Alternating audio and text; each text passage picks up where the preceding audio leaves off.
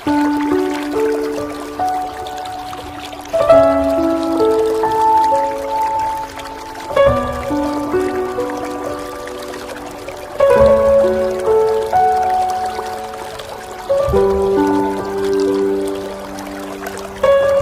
berikutnya, yang harus ditolak, yang nomor 4, bagi orang yang mengucapkan la ilaha illallah, wat-tawahid. Tawahid adalah man, siapa saja, ngubida yang diibadahi, man sopo-sopo wong ngubida kang diibadahi sopo man, wahua sementara piyambake, sementara dirinya rodin ridho. Siapa saja yang dipuja-puja, diibadahi, dia ridho, diagung-agungkan, dikultuskan, didewa-dewakan, dia ridho. Maka ini juga harus ditolak. Contohnya apa?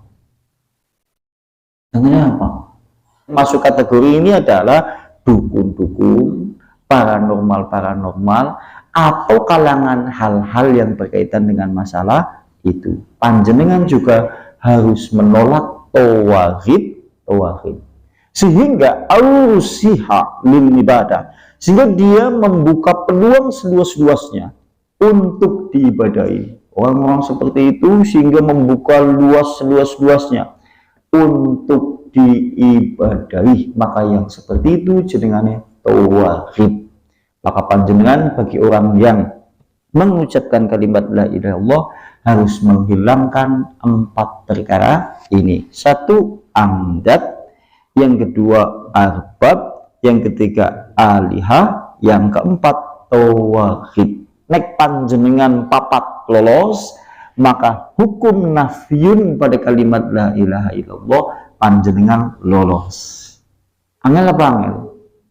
Angel ya. Angel ya. Kemudian berikutnya, sekarang walaun, pada angel. Walaun kan artinya setia atau loyalitas. Gampangannya nek sandene walaun, maka ada hal-hal yang perlu panjenengan pahami. Bagi orang yang mengucapkan la ilaha illallah itu harus walaun, harus setia, harus loyalitas.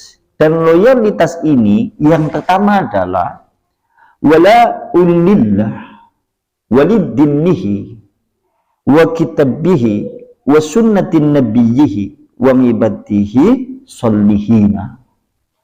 Setia kepada Allah, setia kepada agama Allah, setia kepada Al-Quran atau kitabullah, setia kepada sunnah Nabi, setia kepada hamba-hamba Allah yang soleh. Terus pertanyaannya, dewek termasuk orang yang setia kepada Allah atau tidak? Dan kita kalau satu saat ditanya ini, apakah kita termasuk orang yang loyalitas atau setia kepada Allah? Kita jawab bagaimana? Saya gambarkan wong loyal atau setia. Ana wong bekerja 20 tahun, 30 tahun, 40 tahun di salah satu perusahaan. Dia masuknya jam 7. Selama bilangan 30 tahun bekerja, dia tidak pernah terlambat kecuali 1 kali. Melbune jam itu selama 30 tahun orang pernah terlambat kecuali 1 kali. Setelah kemudian terlambat 1 kali, di SP nang dia perusahaan surat peringatan kon aja telat maning, sehingga pada saat itu dia sudah tidak mengulangi lagi telatnya di perusahaan itu. Kejenengane wong setia, wong loyalitas sebagai karyawan di salah satu perusahaan. Kalau suatu saat gambaran loyalitas dia seperti itu, kita kepada Allah setia tidak? Siki gambaran Allah menyediakan perusahaan 5, sholat berjamaah subuh, duhur, kemudian asar, maghrib, isya. Masuknya adalah sebelum komat. Masuknya sebelum komat. Adakah kaum muslimin hari ini sing selama 30 tahun, 20 tahun belum pernah terlambat? Selama subuh, duhur, asar, maghrib, isya, sinang kene. Artinya kalau suatu saat kita hadapkan setia kami Allah, orang bisa melakukan kesetiaan, loyal di salah satu pekerjaan. Iming-imingnya apa? Munggah pangkat, gajinya ditambahi. Allah memiliki pahala yang besar orang. Oh iya, bahkan sampean kalau suatu saat sholat 5 waktu, masya Allah pahalanya surga. Emas sebae sing nang dinding surga, nek suatu saat tiba mengdunya, sampean suruh ngurip nggo ngampdani wong sedunya, cukup. Artinya bayarankan Allah lebih gede.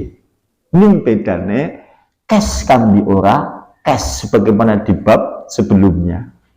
Nih, Derek termasuk setia enggak kambi Allah? Bingung ya? Oh iya. Nah sampean satu saat coba.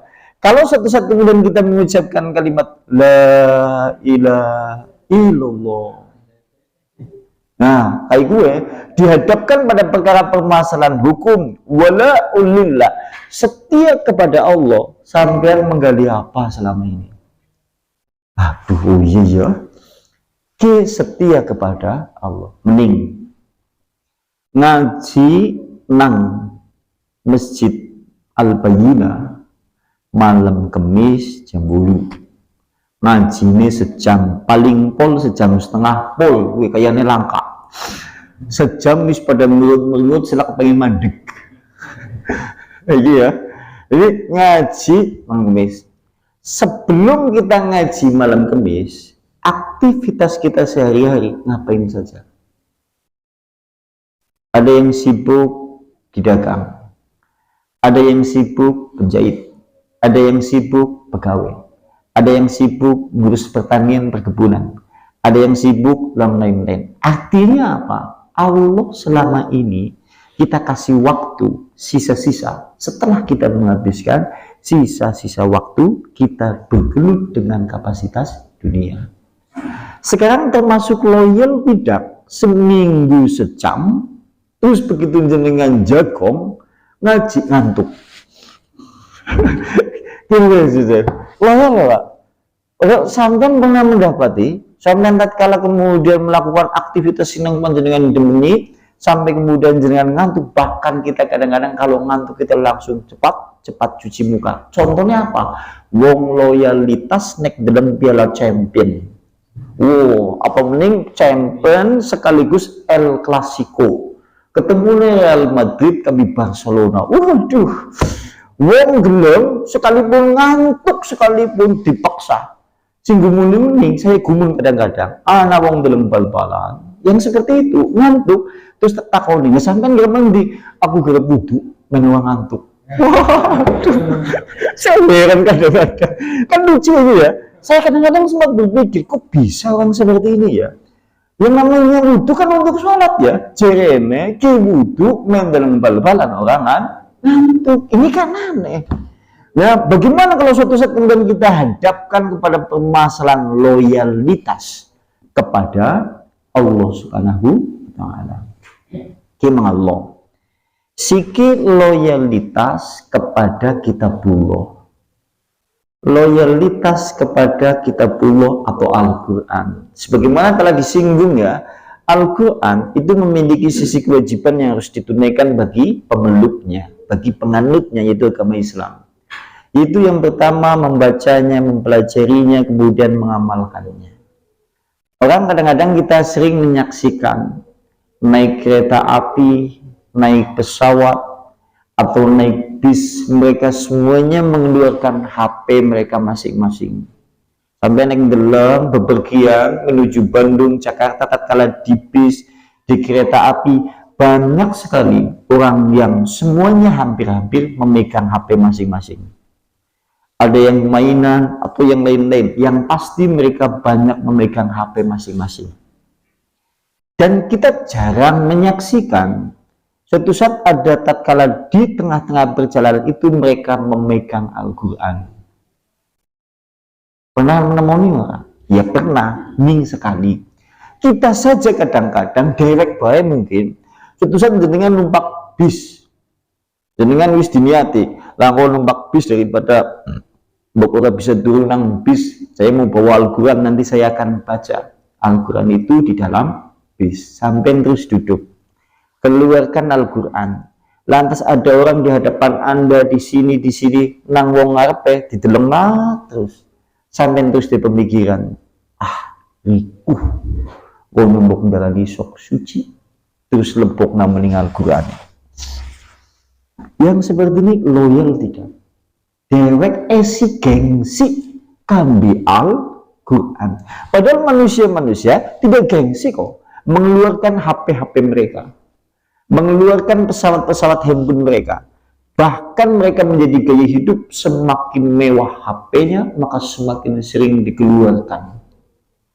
Dan kita memiliki sisi kemewahan yang maha mewah, yaitu Al-Quran, petunjuk bagi kaum muslimin yang akan menyinari, yaitu cahaya keimanan untuk setiap manusia yang berpegang kepadanya. Ning dewek kadang-kadang gengsi kambil Al-Quran. Jadi kasih gengsi ya? Kadang-kadang. Sampai misal suatu saat jenengan berada di pasar pagi dan punya kios di sana.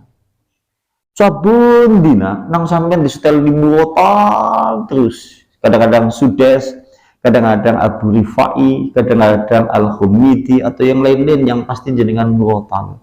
Suatu saat jenengan punya pemikiran, wah nyeteli murotal terus lah, rikuh.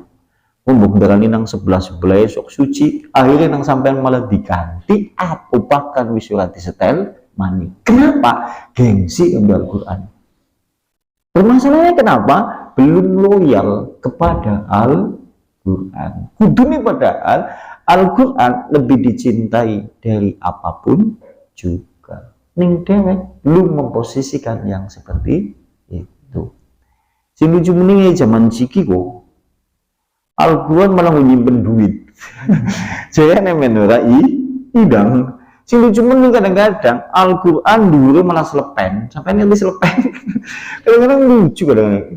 Hari ini seperti itu ya. Yang berikutnya adalah loyalitas terhadap agama Islam.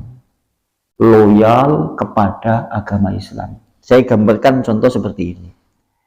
Dulu ada seorang laki-laki, ia harus menempuh perjalanan selama 30 hari atau kira-kira 1 bulan. Ana wong lanang menempuh perjalanan 30 dina. Sampai pernah mengadakan safar selama 30 hari nang dalan. Pernah enggak? Paling suwi sampean safar pirang dina nang dalan? 3 dina 4 dina ya. Bahkan kadang-kadang ya paling-paling mau bolujan nang Jakarta. Nah, ini ada orang menempuh safar itu selama hampir 1 bulan. Ia persiapkan bekalnya, ia siapkan ontanya. Lantas begitu kemudian setelah sampai di tujuan hampir genap sebulan, maka wajahnya tampak kusut, rambutnya juga tampak kucel, kemudian dia juga tampak banyak berdebu karena habis menempuh perjalanan yang panjang dan lama. Bagaimana kemudian dia sampai mengadakan perjalanan seperti itu? Ternyata dia menempuh perjalanan seperti itu hanya demi mendengarkan satu hadis Nabi dari yang langsung meriwayatkan, yaitu riwayatnya adalah dari Abu Dar. Abu Dar Al-Ghifari meriwayatkan hadis, man salaka tariqan yaltamisu fihi ilman sahalallahu tariqan ilal jannah. Barang siapa yang menempuh jalan ilmu dan melazimkannya, maka Allah memudahkannya jalan menuju surga. Laki-laki ini yang dimana dia mendengar katanya hadis ini dari Abu Darda, maka dia menempuh perjalanan langsung menemui Abu Darda. Apakah memang betul Abu Darda langsung mendengar dari Nabi? sehingga ia menempuh perjalanan itu. Setelah membenarkan Abu Darda menyampaikan hadis itu, ya aku menyampaikan hadis itu, aku mendengar dari Rasulullah. Siapa saja yang menempuh jalan ilmu dan melazimkannya, maka Allah memudahkannya jalan menuju surga. Lantas laki-laki ini pulang menempuh perjalanan hanya demi satu hadis. Ini berarti loyalitas terhadap agama Allah. Dewek ngaji, ana sing paling ado, ana sing ngaji kita tekan 3 jam, tekan ngene langka. Ini ya, langka. Artinya apa? Loyalitas kepada agama Islam ini juga bagian dari kesempurnaan tauhid terhadap kalimat la ilaha illallah. Di antaranya itu, insya Allah pada bab selanjutnya. Mungkin ada yang mau ditanyakan? Tafadhol, silakan. Kalau tidak, kita tutup. Mudah-mudahan kita semuanya menjadi hamba-hamba Allah yang betul-betul bertauhid la ilaha illallah. Ayo kalam nakhtimu bihadza majlis ta'lim bi da'wati Rasulillah. Subhanakallahumma bihamdika asyhadu an la ilaha illa anta astaghfiruka wa atubu ilaik. Ayo kalam billahi taufiq wal hidayah. Assalamualaikum warahmatullahi wabarakatuh.